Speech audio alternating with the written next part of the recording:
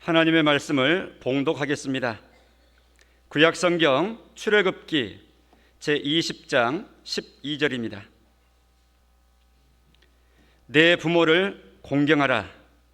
그리하면 내 하나님 여호와가 내게 준 땅에서 내 생명이 길리라. 아멘. 찬양을 찬양대에서 드리실 때 찬양대가 찬양을 드리는 의미가 있습니다. 그냥 노래 잘하는 사람 뽑아가지고 할 사람 해라 하는 것이 아니고, 이제 소위 말해서 특송 순서입니다. 무슨 순서요? 특송. 특별 찬송이라는 뜻이죠. 우리가 다 예배 시간에 찬송가를 이렇게 부르면 다 제창하고 하는데, 그것과는 구별되이 특별히 찬송을 드리는 겁니다. 특송의 성격이 있는 겁니다. 왜 드리는가 하면, 우리 전체가 다 드려야 되지만 우리 중에 시간 들이고 곡을 선정하고 정성 들이고 곡을 잘 갖춰하고 연습한 곡을 가지고 하나님, 우리 월야교회 공동체 교회 전체의 대표곡으로 특별 찬양을 하나님께 영광 돌립니다. 이런 의미로 준비해서 드리는 곡이거든요. 그러니까 이것은 찬양대원 저기 계시는 분들만 드린 게 아니라 저분들이 우리의 대표자입니다. 항상 제가 대표자 원리를 한 번씩 말씀드렸는데, 대표하고 그 대표자들이 대표하는 그 집단하고는 딱 하나로 연결되어 있는 거예요. 저분들이 드리는 것이 곧 내가 드리는 것이고 우리 모두가 드리는 거라. 그냥 그 시간에 그럼 어떻게 해야 되겠는가 할 때 함께 동참을 해야 돼요. 응원을 하고. 특송 드릴 때 딴 정성을 쓰거나 딴 행동을 하거나 이리 하면 안 되는 겁니다. 내가 같이 연합해야 되기 때문에. 그래서 이제 방금 같은 경우도 유리한 게, 화면에가 가사가 쫙 나오잖아요. 그러면 이제 가사가 없을 때는 들으면 잘 구분이 안 될 수 있는데, 가사가 딱 있으니까 눈으로 구별되잖아요, 글씨가.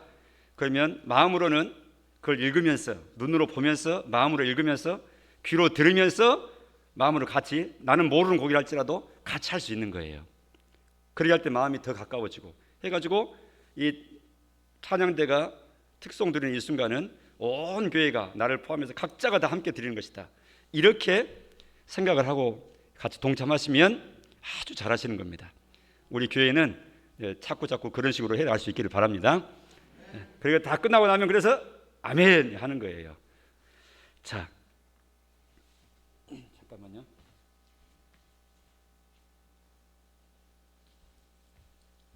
어르신들이 눈 놓고 왔다 그러더니 저도 이제 서서히 그 경험을 하게 됩니다.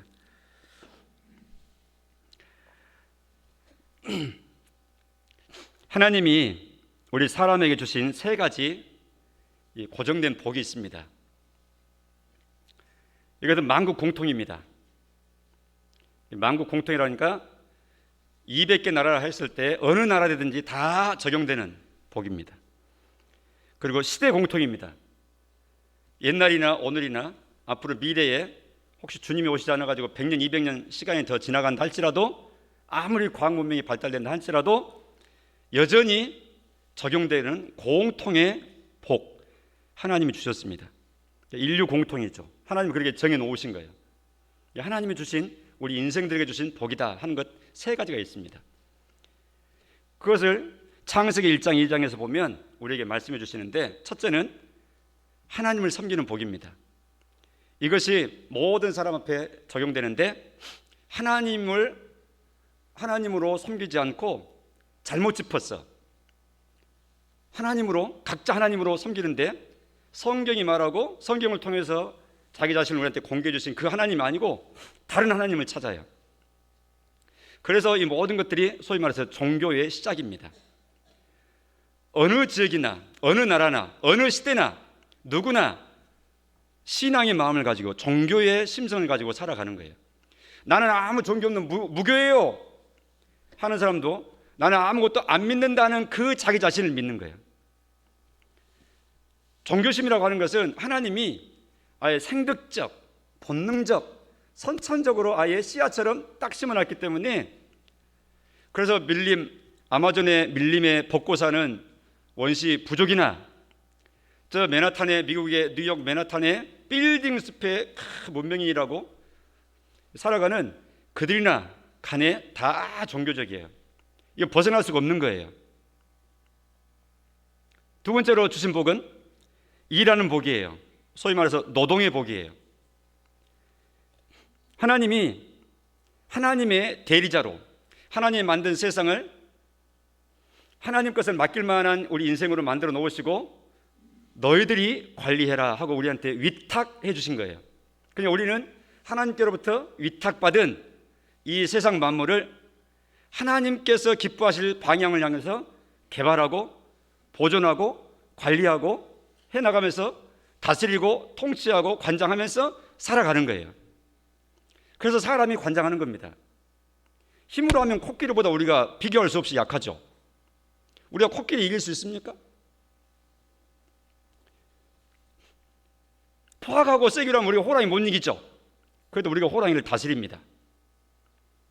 하늘이나 땅이나 물속까지라도 다 우리가 다스려요. 하나님께서 사람에게 권위를 입혀주신 거예요. 하나님의 권위를 사람에게 이렇게 품부시켜서 그래요. 즉 약간 덜어가지고 딱 이렇게 덜어서 이식시켜 주신 거예요.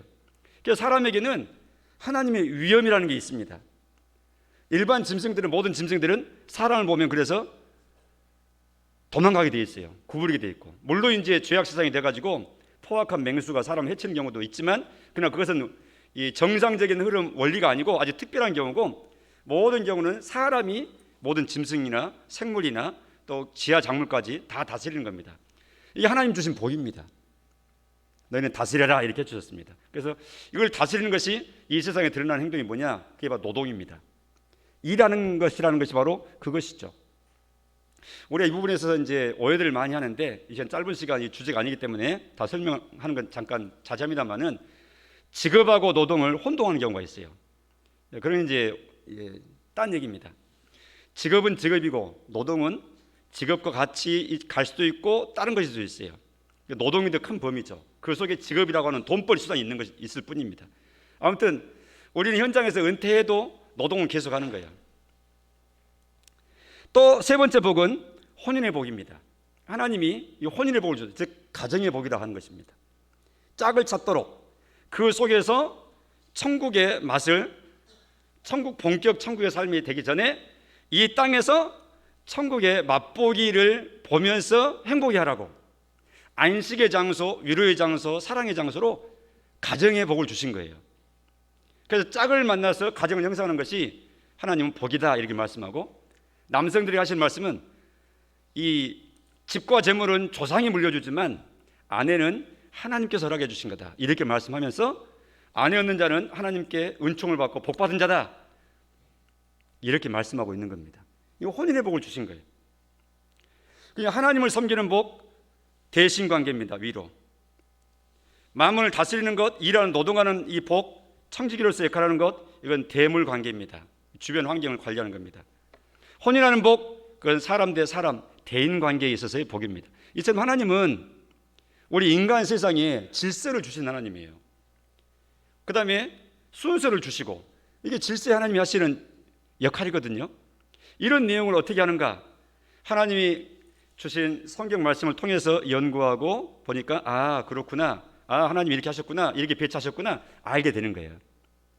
그래서 주의 말씀을 열면 빛이 비치어서 우둔한 사람들로 하여금 깨닫게 하십니다 하는 시편 기자의 고백이 딱 맞는 거예요. 한번 받아세우십시다. 하나님, 저의 눈을 열어 밝히 보게 하옵소서. 항상 눈을 열어주시라고 기도하세요. 이 눈 얘기하는 거 아닙니다. 이 부모로부터 물려받은 이 눈은 시간이 지날수록 흐려지는 눈이고요, 나중에는 안 보이게 될 눈이에요. 이 눈 말고 마음의 눈, 영적인 눈을 두고 하는 얘기예요. 깨닫게 돼요. 눈을 열어서 마땅히 보아야 될 것을 보게 되는 것이 눈을 뜬 겁니다. 인생이 무엇인지도 알게 되고, 눈을 떠서 보게 되면 대인관계가 무엇이 귀한 것도 알게 되고, 이 땅에 귀한 것이 무엇인지를 갖춘 것이 알게 되고, 눈을 뜨는 사람이 깨닫는 복입니다. 왜 제가 이렇게 넓게 펼쳤느냐, 소설에 이렇게 위로 하나님을 섬기는 복, 땅으로 다스리고 관리하는 복, 사람을 얻어서 가정 형성하는 복, 이런 복을 누리는 중 오늘 우리가 어버이 주일을 맞이해 가지고 이 내 부모를 공경하라, 딱 한 절을 우리가 하나님 말씀을 읽었어요. 이 하나님 말씀 앞에서 우리는 어떻게 반응해야 되겠어요? 하나님이 말씀하시면 우리는 어떻게 반응할 준비가 되어 있습니까?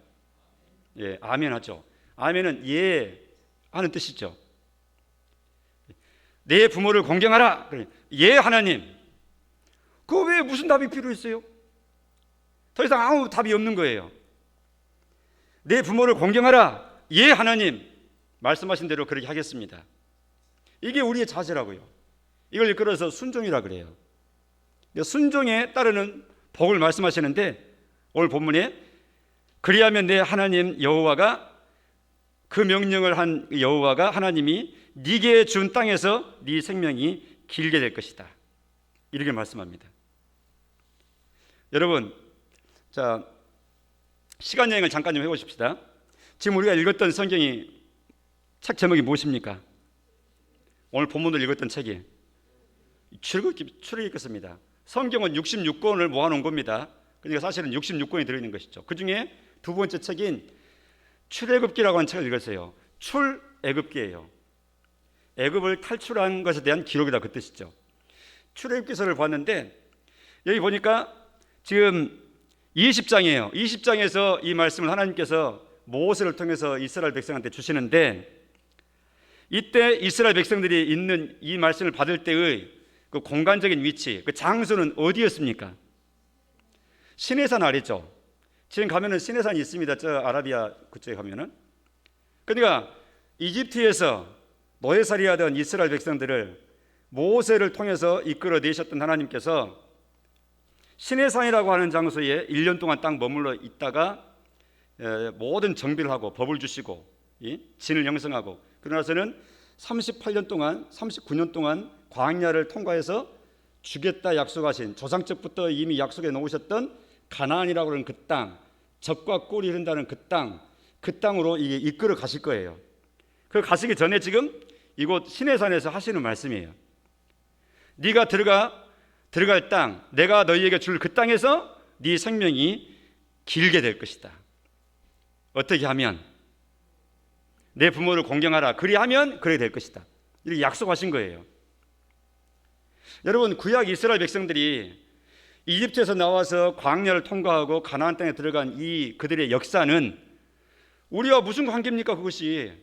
우리는 한국 사람이고 그들은 이스라엘 저쪽 지금 유대인들인데 우리하고 아무 피 하나 섞이지 않은 사람들의 얘기를 우리가 왜 봐야 됩니까? 그걸 본 이유는 딱 한 가지예요. 하나님이 그들의 역사를 통해서 우리에게 주실, 모든 인류에게 주실 영적인 진리를 그 속에 담아 놓으셨기 때문에 우리가 그들의 역사를 살피는 거예요. 그래서 이스라엘 역사는 우리에게 이 영적인 진리를 가르쳐주는 일종의 예표적인 교보제와 같습니다. 즉 무슨 뜻입니까? 애굽에서 종살이했어요. 파라오가 다스리는 애굽에서, 그 사탄이 다스리는 하나님 없는 세상에서 종살이하던 예수 믿기 전에 우리의 영적인 상태를 의미하는 겁니다. 모세를 보내셔가지고 하나님의 능력으로 그곳에서 이끌어내셨어요. 이건 예수님을 보내셔가지고 우리의 구주가 되셔가지고 우리를 사탄 마귀의 손아귀로부터서 자유롭게 꺼내셔서 구원시켜 놓으신 것을 의미하는 겁니다. 홍해를 건너게 하셨어요. 우리의 세례라고 그랬습니다. 저 들어갈 가나안 땅은 뭘 의미하는 것입니까? 우리가 앞으로 이르게 될 천국을 의미하는 것으로 말씀해 주셨어요. 그 가나안 땅 들어가기 전에 마지막 건너는 강이 하나 있다 그랬죠. 무슨 강이라고 하던가요? 요단강이라고 그랬죠. 우리 찬송 부르죠. 며칠 후 요단강 건너가 만나리. 그 말은 아는 사람만 잘 이해하고 부르는 찬송이, 아무나 그 불러봐야 표면적으로 그 글자적으로만 보면 무슨 의미가 있습니까? 모르고 부르는 거죠. 요단강을 건넌다는 말은 천국에 들어가기 전에 마지막 건너는 강인데 이 땅에 생을 마감을 하고 이 몸이 죽음을 맞이하는 것을 요단강 건넌다 이렇게 말하는 거예요. 그 성경의 내용이 바로 그런 겁니다. 그 젖과 꿀이 흐르는 땅은 하나님이 예비하신 복락원, 천국을 두고 하는 말이죠. 그러면 그 요단강 건너서 천국 가기 전까지 광야를 통과하는데 이 광야가 뭐냐? 바로 지금 우리가 살고 있는 이 인생살이를 두고 하는 말이에요. 하시는 말씀, 네게 준 땅에서 네 생명이 길게 될 것이다. 네 부모를 공경하라는 이 말씀 잘 순종하면 네게 줄 땅에서 길게 장수하게 될 것이다. 그러니까 땅에서 장수하는 것만을 의미하는 것이 아니라 땅에서 장수하는 것을 표면적으로 말씀하시면서 더 근본적으로는 영생을 약속하는 겁니다. 이게 참 놀라운 도약입니다. 부모 공경을 하는데 영생을, 천국을 약속한다는 사실이에요. 다시 한번 또 확인합니다. 우리가 천국 가고 영생을 이렇게 확정받기 위해서는 유일하게 딱 한 가지 길밖에 없죠. 그 길이 어떤 길입니까? 예수 믿는 길이에요. 예수 믿어 죄 용서 받고 하나님 자녀가 되는 길, 하나님이 딱 정해놓으신, 하나님이 제시해 주신 길이기 때문에 우리가 예수 믿는 거예요. 그 길 외에는 하나님의 백성 되는 길이 없고, 그 길 외에는 죄 용서, 죄 문제 받을 길이 없고, 그 길 외에는 천국을 갈 길, 어떤 길도 없는 거예요. 이게 아주 정통의, 성경이 말하는 아주 정통의 딱 한 길이에요. 예수 믿는 길, 믿음으로 천국 가는 거예요. 그런데 오늘 본문은 여호와가 네게 준 땅에서 네 생명이 길리라, 천국을 보장을 하시기를, 조건을 네 부모를 공경하라. 그리하면 네 생명이 저 준 땅에서 길게, 저 천국에서 네가 영생을 누리게 된다. 이렇게 말씀하신다는 사실이에요. 그럼 우리는 생각하는 사람들이니까 생각을 해보세요. 예수 믿어 천국 간다는 말하고 부모를 잘 공경하면 영생을 하나님 보장해 주신다는 이 말하고 서로 부딪히는 말같이 보인단 말이죠. 표면으로 보면. 그런데 하나님의 말씀은 충돌되는 말씀이 아니에요. 하나의 말씀이지. 그런다 그러면 우리가 마음 가운데 정리를 해야 돼요. 이 두 가지 내용을. 어떻게 정리되느냐? 대등하게 이렇게 예수 믿어 천국 간다는 말하고 부모 공경해서 영생한다 이 말이 대등하게 이렇게 되는 말이 아니고, 이게 상하 우열이 있는 거예요. 예수 믿어 천국 가고 하나님 백성 된다 이 말이 마치 나라의 법으로 말하면 헌법처럼 최고의 법이에요. 부모 공경해서 영생한다 이 말은 이 하의 개념이에요. 지금 무슨 말이냐? 예수 믿어 천국 백성 하나님 자녀 된 사람은 하나님의 말씀 따라서 부모 공경, 부모의 관계에 있어서는 공경하는 모습으로 드러나는 이 순종의 삶을 사는 사람이라는 뜻이에요.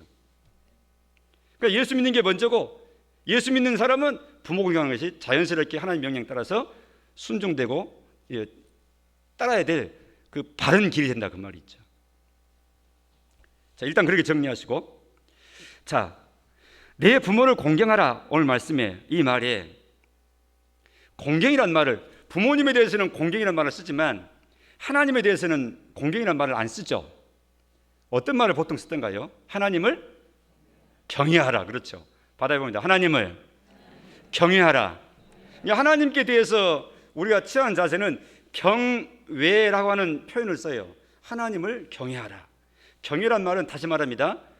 두려워하고 떨리는 마음을 가지고 섬긴다 하는 것을 경외라 그래요. 물론 여기서 두렵고 떨린다는 말은 막 공포감에 사로잡혀가지고 막 벌벌벌 떠는 그런 떠는 게 아닙니다. 워낙 높으신 분, 워낙 존엄하신 분이기 때문에 그 앞에서 스스로 내 자신을 낮추면서 그분은 우리와 격이 다른 분이야. 그분은 창조주야. 그분은 참 신이시여. 나는 그분의 피조물을 그분을 높일 뿐이야. 이 하면서 아예 리그가 다르기 때문에, 격이 다르기 때문에 그 앞에서 철저하게 그걸 느끼면서 하나님 앞에 내 자신을 부복시키는, 낮게 엎드리는, 스스로 엎드리는 이런 자세를 두렵고 떨리는 마음으로 섬긴다 이렇게 말하는 거예요. 경외라는 말이 바로 그런 뜻입니다. 받아서입니다. 경외. 하나님 앞에 딱 맞는 말이에요. 그러니까 하나님 외에는 이 경외라는 단어를 이 하늘 아래서 누구한테, 어떤 존재한테 붙일 대상이 있어요, 없어요? 없어요. 거의 독점적인 표현이에요. 하나님을 위한. 그런데 오늘 본문에 내 부모를 경외하라 이렇게 말씀하지 않죠. 뭐라고 말한다고요? 공경하라 이렇게 말한다고요. 이미 나왔지만 다시 한번 부모를 공경하라. 그런데요, 번역을 이렇게 했을 뿐이에요. 우리 한국말로 처음부터 주신 말씀 아니잖아요, 성경이. 우리는 번역본 성경을 보는 거예요. 한국어로 이렇게 뒤집어서 우리가 알아듣고 읽을 수 있는 우리 말로 지금 번역해 놓은 거라고요. 이걸 번역본이라고 그래요. 영어로 번역하고 일본어로, 중국말로, 한국말로 막 번역하잖아요. 근데 원본에는 어떻게 되느냐? 여호와를 경외하라 하는 경이라는 단어로 번역된 그 말이나 내 부모를 공경하라 하는 공경으로 번역해 놓은 이 말이나 원어 성경은 똑같아요. 똑같다고요. 이게 무슨 뜻이죠? 그냥 땅에서의 부모 공경은 거의 하나님급이에요. 뭐 하나님과 똑같다는 말은 아니죠. 하나님을 경외할 유일한, 하나님이 경외를 받으셔야 될 유일한 분이시지만 하나님 외에 하나님이 만약에 계시지 않는다고 할 때 뭐 그럴 수는 없지만 우리가 이해하기 쉽게 하나님을 빼놓고 경외할 분은 그 다음은 부모님이라고 뜻이에요. 그만큼 부모님의 위치를 아주 높여놓은 하나님의 말씀입니다. 이런 하나님께서 주신 말씀의 의미도 우리가 잘 이해가 안 되고 전달이 안 되고 계몽이 안 됐을 때 이 땅에 우리 조상들이 기독 신자들에 대해서 했던 말이 있어요. 부모도 모르는 것들이. 왜 그랬죠? 뭐 하나니까? 제사 안 드리니까. 부모도 모르는 것들이. 그러니까 부모를 공경하는 것을 제사를 날짜를 기억해서 상을 차리고 그 앞에서 절을 하고 이렇게 해서 기억하는 것을 부모 공경의 최고의 방법으로 아는 시대에는 그렇게 해야 부모 공경 잘하는 것으로 인정을 하죠. 그러나 그 방법이 잘된 하나님이 인정하시고 또 모든 시대에 다 통용될 참된 길이냐 하는 것은 생각해 봐야 돼요. 그 시대는 그것이 옳은 줄로 알았어요. 그러나 그 길이 바른 길은 아니죠. 그게 옳다 생각하니까 그렇게 하시는 거지. 그래서 아무튼 하나님 외에는 이 세상에 부모님보다 더 높은 것 없다. 하나님 외에 그 다음에 부모가 가장 높은 분인 줄 알고 부모를 공경하라, 부모를 경외해라, 이렇게 하나님 말씀하신 이 내용을 알게 되면 야, 이 하나님 말씀이 대단한 말씀이구나, 그렇지, 당연히 그러게 됐지 하고 다 인정해야 된다 그 말이죠. 몰라서 핍박하는 것이지. 그래서 우리가 부모 공경하라는 이 말에 뭐 토를 달 것이 없어요. 그럼에도 불구하고 우리가 당연히 부모 공경하라는 이 말씀을 하나님 신앙 아니고서도 그냥 상식적으로도 당연히 해야 되지, 일륜으로 다 받고, 더군다나 하나님 말씀으로 이렇게 말씀까지 해주셨으니까 당연히 받지만, 그러나 우리가 보다 더 우리 속의 내용을 풍성하게 하기 위해서 조금 더 들여다볼 내용이 있어요. 왜 부모를 공경하라고 하나님 그렇게 말씀하시는가, 강조하시는가 하는 것이죠. 왜 그러겠는가? 우리는 이해하면 그 내용을 아는 것까지 챙기면 훨씬 더 마음 가운데 확신 있게 할 수 있어요. 하나님이 그처럼 부모 공경을 강조하신 이유는 하나님께서 자식들에게는 부모를 하나님의 대리자로 세우셨기 때문에 공경하라 말씀하시는 거예요. 부모는 하나님의 대리자예요. 해봅시다. 부모는 하나님의 대리자입니다. 이렇게 한 줄 정리 같은 걸 마음가운데 잘 기억하시면 실력이 됩니다. 부모는 하나님의 대리자예요.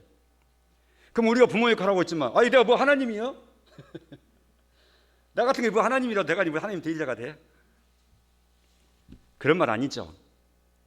하나님이 하시는 일을 부모된 나를 통해서, 또 부모된 우리 부모님을 통해서 하시도록 하나님이 그렇게 맡기신 부분이에요. 그리고 하나님이 하시는데 부모님과 부모된 우리 사람과 함께 하시는 거예요. 그래서 사람의 위치를 격상시켜 주시는 것이죠. 하나님의 일인데 사람인 우리 부모님한테 맡기고 사람인 나에게 또 부모 역할을 하도록 맡기신 부분이 있는 거예요. 그걸 두고 하는 말인데, 도대체 어떤 부분을 두고 하나님의 대리자 역할을 하는 것을 말하느냐? 두 가지입니다. 하나는 출산입니다. 자녀 낳는 것. 자녀 낳는 것은 하나님께서 천사들처럼 영으로 만들어서 막 보낸 거 아니고요, 땅에서 새싹 쏟듯이 막 쏟아서 한 거 아니에요. 반드시 핏줄을 통해서, 남자와 여자를 통해서 이 탄생의 출산의 법칙을 통해서 태어나도록 하나님이 육체인 부모를 사용하시는 거예요. 그러니까 생명이 태어난다는 것은 하나님의 아주 거룩한 하나님의 사역입니다. 지금도 하나님께서 짐승들의 생명도 태어나도록 암컷과 수컷이 짝짓게 해가지고 이 종족 번성하고 새끼가 번성하도록 이 하나님께서 하시는 창조 사역의 연장입니다. 지금도 그래서 많은 새끼들이 태어나고 짐승들이 번성하는 거예요. 사람도 마찬가지입니다. 이건 하나님 하신 일인데, 근데 부모인 나를 통해서, 부모인 우리 부모님을 통해서 그렇게 하시는 거예요. 그러니까 출산해서 자녀가 번성하게 하고 이 땅에 이 개체수가 이게 늘어나도록 하는 이런 내용은 하나님의 일이신데 사람인 우리에게 함께 하시도록 하는 거예요. 그 측면에서 하나님의 동역자요 대리자다 이렇게 말하는 겁니다. 그런가 하면 또 한 가지 연장성산에 연결돼서 되는 말인데, 그렇게 출산한 자녀들에 대해서, 아이에 대해서 양육하도록 하시는 거예요. 이게 하나님의 대리자로서의 역할입니다. 그러니까 부모가 된 이 엄마나 아빠 된 사람은 이 공부를 해가지고 배워가지고 내가 아이 길러야지, 이게 동기부여가 돼가지고 아이 기르는 거 아니에요.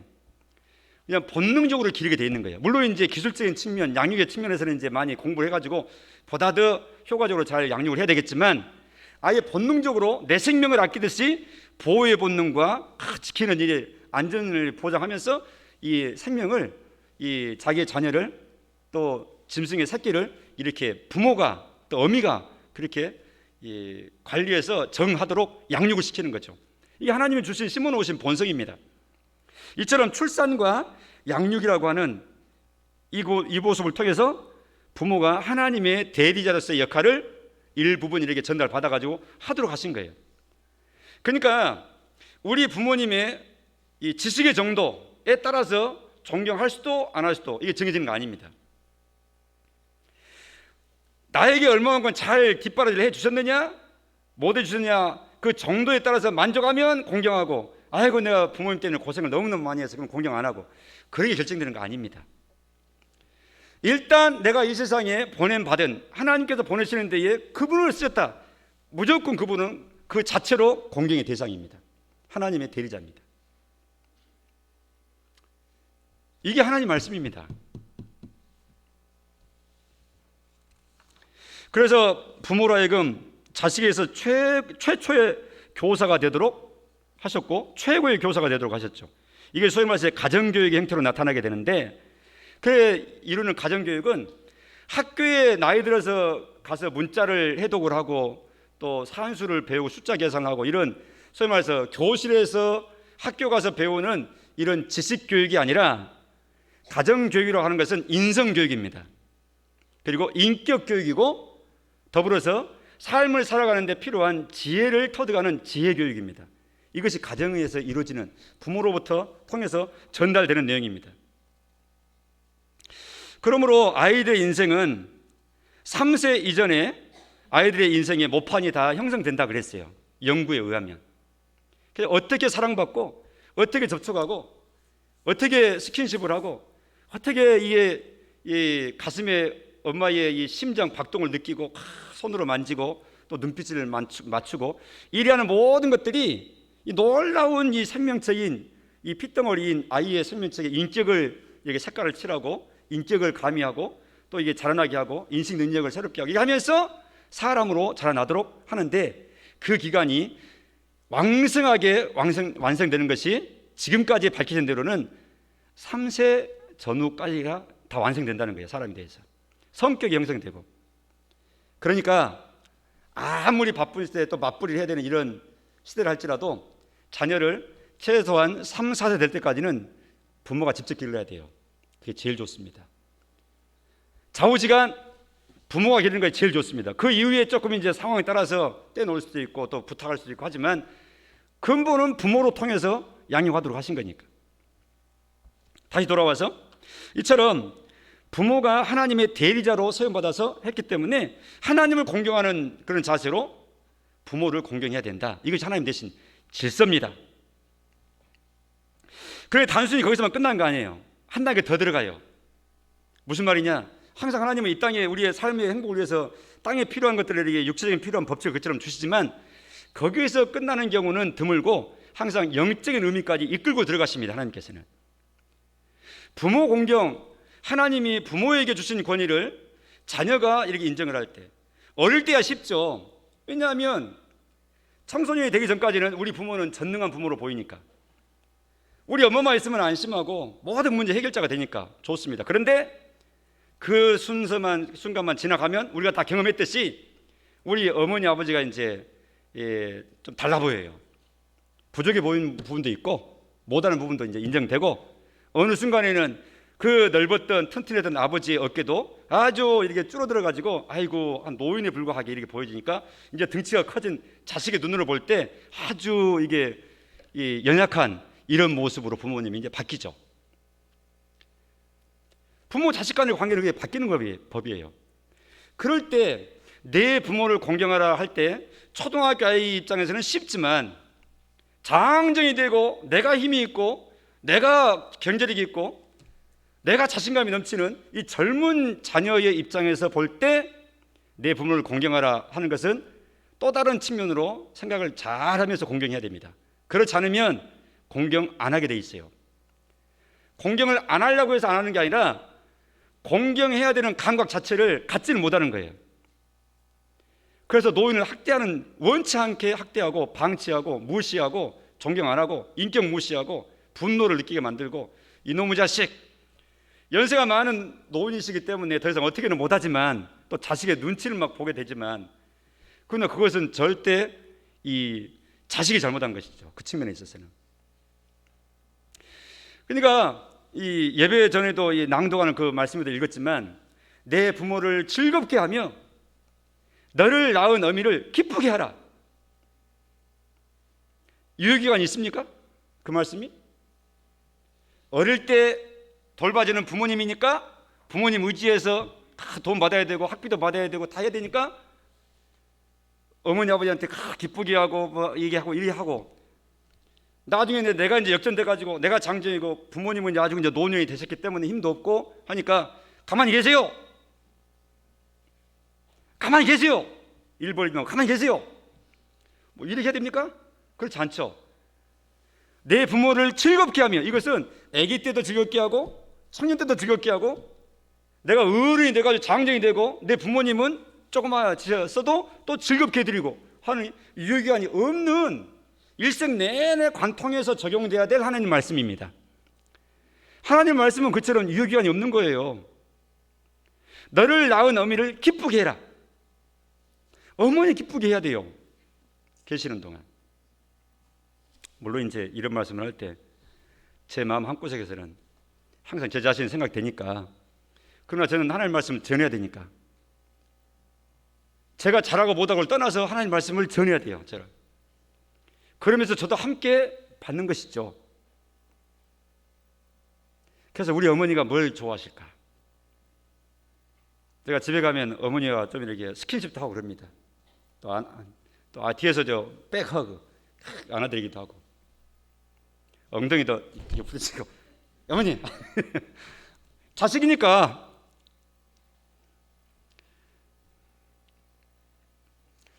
어머니가 기뻐하시니까 좋잖아요.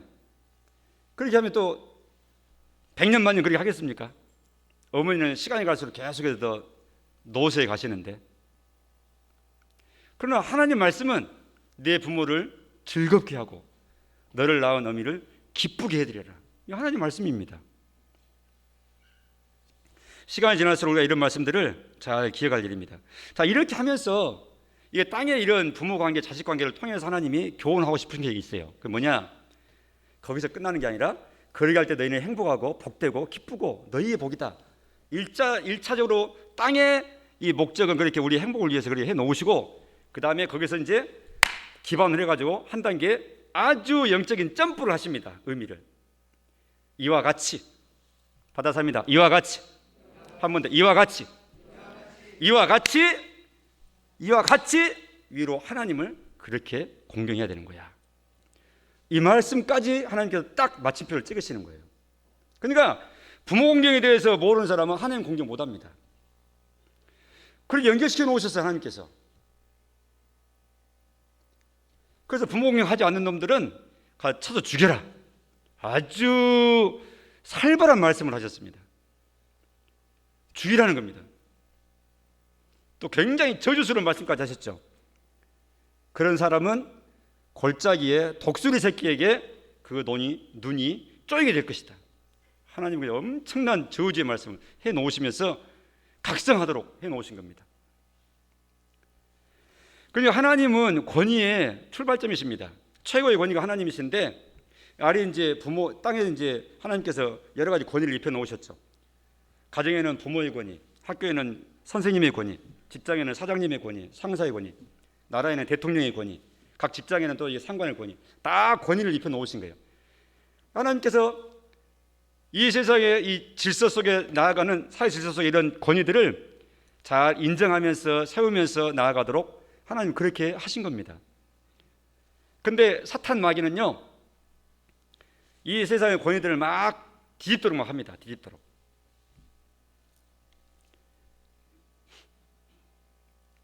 이 시간에 뭐 그런 추한 모습을 다 우리가 얘기할 필요도 없겠지만, 가지고 권위들을 다 무시하고요. 권위주의는 우리가 청산해야 될 내용입니다. 권위주의라고 하는 것은 이 단순히 권위를 가지고 맞지 않는 것도 막 명령하듯이 막 무시하면서 하는 것이 권위주의입니다. 그건 맞지 않죠. 그러나 권위는 정당하게 잘 세워 나가야 되는 것입니다. 권위가 무너지면은 세상이 혼동 상태에 대해서 스스로 모두가 불행하게 되는 거예요. 이처럼 질서가 잘 세워져 가게 하심으로 최고의 마지막 권위자이신 하나님의 권위에 잘 순종하고 하나님을 잘 섬기는 그런 체질, 잘 땅에서 연단되고 길들여진 이런 좋은 체질 가지고 하나님의 말씀을 잘 순종해서 받드는, 그래서 복된 그런 삶을 살아가도록 하나님이 그렇게 의도하신 거예요. 자, 이제 말씀을 마감하면서 우리가 하나님을 가장 익숙하게 어떻게 부르죠? 하나님 아버지. 여기는 그렇게 부르시는, 이쪽은 어떻게 부르십니까? 여기도 마찬가지입니까? 그래, 그럼 다 같이 어떻게 부른다고요? 하나님 아버지 이렇게 부른다고요. 하나님 아버지라고. 그럼 냉철하게 생각해 보세요. 내가 다시 반복합니다. 하나님이 아버지입니까, 우리의? 네, 그건 맞는 말이라니까요. 그건 맞는 말이니까 놔두고, 하나님이 아버지십니까? 하나님은 하나님이십니다. 하나님은 하나님이시라고요. 그런데 하나님이신 그분을 아버지라고 불러라, 이렇게 또 다른 이름을 하나님한테 딱 붙여주는 거예요. 마치 하나님을 신랑이라고 불러라, 하나님을 목자라고 불러라, 하나님을 친구라고 불러라, 하나님을 대장이라고 불러라. 하나님 대장입니까? 우리 친구입니까? 우리 신랑입니까? 아니잖아요. 하나님은 그냥 하나님 자신이세요. 그런데 우리 이해하라고, 우리 깨달으라고, 우리 알려주시려고 땅의 말을 가지고 하나님께 딱 갖다 붙여서 우리 가르쳐 주시는 거예요. 하나님을 아버지라고 불러라. 하나님 아버지시다. 그럼 땅에서 아버지가 존경받는 분이고, 아버지가 좋으신 분이고, 아버지가 자상한 분이고, 이래 해야 하나님을, 그런 좋은 아버지로 하나님을 잘 배우게 되는 거죠. 그냥 땅에 있는 부모의 역할이 그렇게 중요한 겁니다. 부모는 하나님 대리자니까 부모가 개파가잖아요. 부모가 막 일관성 없이 막 화를 내고 자기 기분에 따라서 막 해버리고 이러면 아이가 얼마나 헷갈리겠어요. 하나님은 그런 분 아닌데. 그래서 어떤 분의 간증이 맞습니다. 아버지가 그렇게 술을 좋아하시고 술만 드시면 와서 이제 집안이 불안하고 어머니 폭행하고 자기들은 이제 자녀들은 나 두려움에 떨어가지고 오늘 또 어떻게 이 밤이 지나가나 이렇게 하면서, 그런 아버지 밑에서 자란 이분이 나중에 예수 믿어서 신앙생활 하다 보니까 하나님을 아버지라 부르는 이것이 그렇게 안 되더래요. 내 아버지는, 우리 아버지는 정말 우리한테, 우리 집에 그 아버지가 안 계셨으면 우리는 행복했고, 아버지가 들어오면 우리는 불안했는데 하나님이 아버지시라고?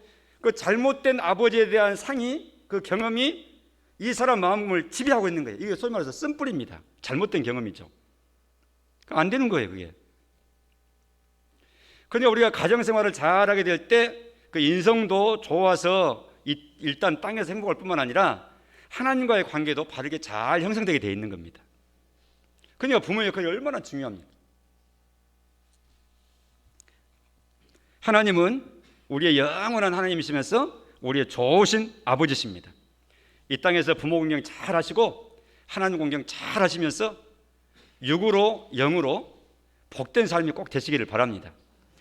우리 중에는 부모 공경을 하고 싶으나 더 이상 할 수 없는 분들도 많습니다. 안 계시니까. 그럼 이 말씀이 필요 없습니까? 그렇지 않습니다. 적용을 잘 하셔야 됩니다. 나는 이제 기간이 지났다마는 첫째, 이처럼 하나님 공경을 잘하는 것이 마지막 최종 지점이라 그랬지. 하나님, 땅에서 공경하고 섬길 효도할 부모님은 더 이상 안 계시지만 그 정신으로 남은 인생 동안 하나님을 끝까지 잘 섬기며 나아가겠습니다. 하나님께 효도하는 마음으로 하나님 경외 잘하겠습니다. 그 믿음을 주세요. 이렇게 기도하시기 바랍니다. 두 번째로는, 부모님 안 계신 분들은 두 번째로는 또 있습니다. 하나님, 이런 내용들을 내가 지금 듣고 있는데 내가 거느리고 있는 후손들, 아들, 딸들, 손자, 손녀들, 저들도 이 말씀의 내용을 마음 가운데 잘 전달받을 기회가 넉넉히 있어서 저들이 기회에 있을 때 하나님께서 복을 약속해 주신 이 효도 공경을 잘해서 저들이 복되게 꼭 기회를 주세요 하고 이것 붙잡고 후손들을 복을 비는 축복의 제목으로 붙잡으시기를 바랍니다. 적용을 잘 하시면 돼요. 우리 모두에게 맞는 말씀입니다. 기도하겠습니다. 하나님 아버지, 다시 감사합니다. 아무 때나 이 말씀 우리가 상고하고 묵상할 수 있지만 특별히 5월 가정의 달에 이 말씀을 상고하게 하시니 감사합니다. 내 부모를 공경하라 하셨사오니 하나님 말씀에 즐거운 마음, 단마음으로 아멘하고 최선을 다해서 또 공경하는 그 길을 향해서 나아가겠습니다. 하나님 지혜 주시고 공경할 능력을 주시고 그래서 보시는 하나님 기뻐하시고 그 마음으로 또 하나님을 잘 섬겨나가는 영육이 복된 우리 모두의 삶, 모든 가정들 되게 하여 주옵소서. 예수님 이름으로 기도합니다. 아멘.